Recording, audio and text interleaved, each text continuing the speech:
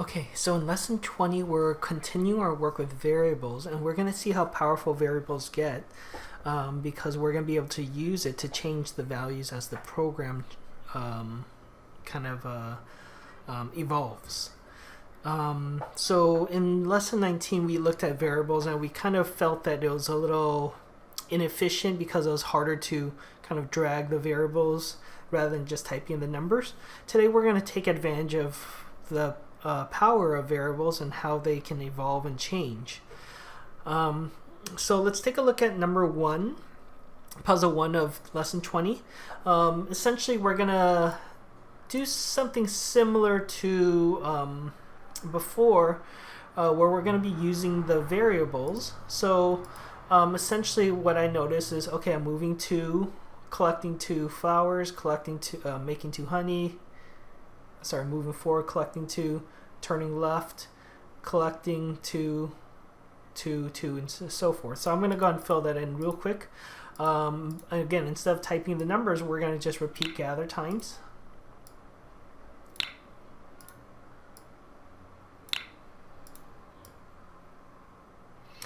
And gather is set to 2 already. That's why we're using gather. And we're going to notice actually that we're not done with the program. This program's not complete actually. And the reason for that, of course, is because we needed to collect it one more time. So instead of collecting 2 times, we want to collect 3 times. And we're going to go ahead and get rid of this. On loops, we're going to add the value and we're going to the constant, and we're going to do 3 times. And that should get us a working program.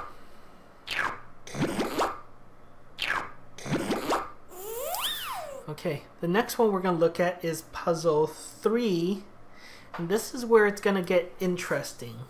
Okay, so let's go ahead and run it, and we're going to notice that it's not going to work, and they do tell us what to do to fix it. So right here, hopefully you guys are looking through this. It says in this puzzle, each patch needs the variable to be 1 less than the patch before. The variable being gather, so it has to decrease by 1 each time. Subtract 1 from the variable each time through the loop if you want to use the same function to solve this level.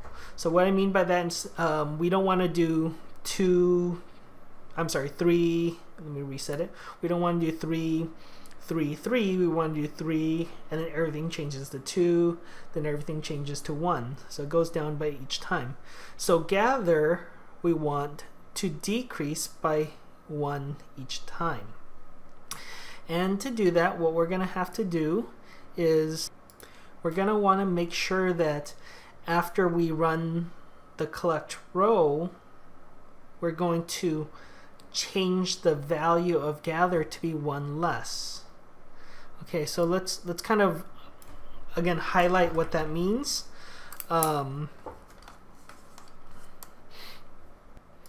So what we mean by that is, let's take a look at the values actually. So here we're doing everything in 3s, okay, for this row. This row, everything's 2s, right? We're going down 2, then collecting 2, then moving down and collecting, and then here to 1. So the 3 was the initial gather, and then here we're going to subtract it by 1, right? This is 3 minus 1 to get 2, and then here it's 2 minus 1 to get 1, right? So what we're going to want to do is we're going to decrease by 1 each time, and to do that, what we're going to have to do is we're going to go to variables.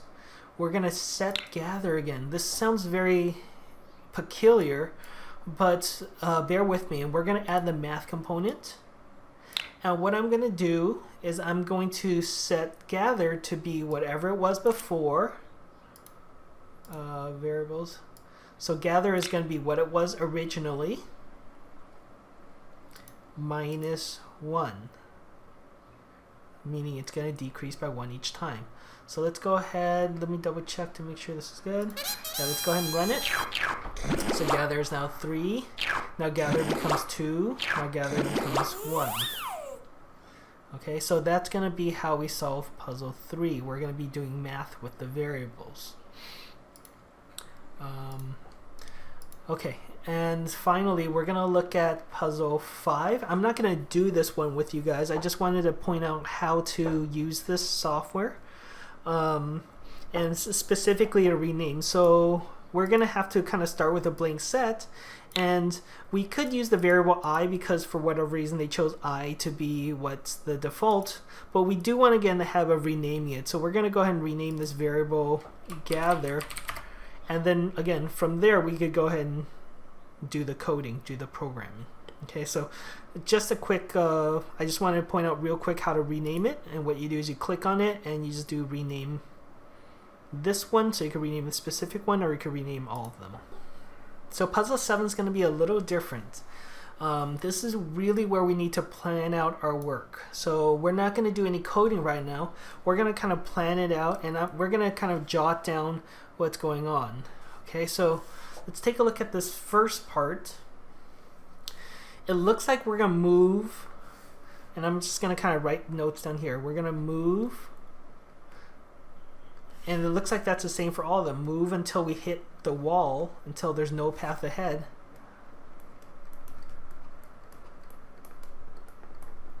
Okay, we're looking for patterns right now. Okay, no path ahead. From there, we're going to collect honey, and then we're going to turn right. Then we're going to move forward, and just one time. Each of them just moves forward one time.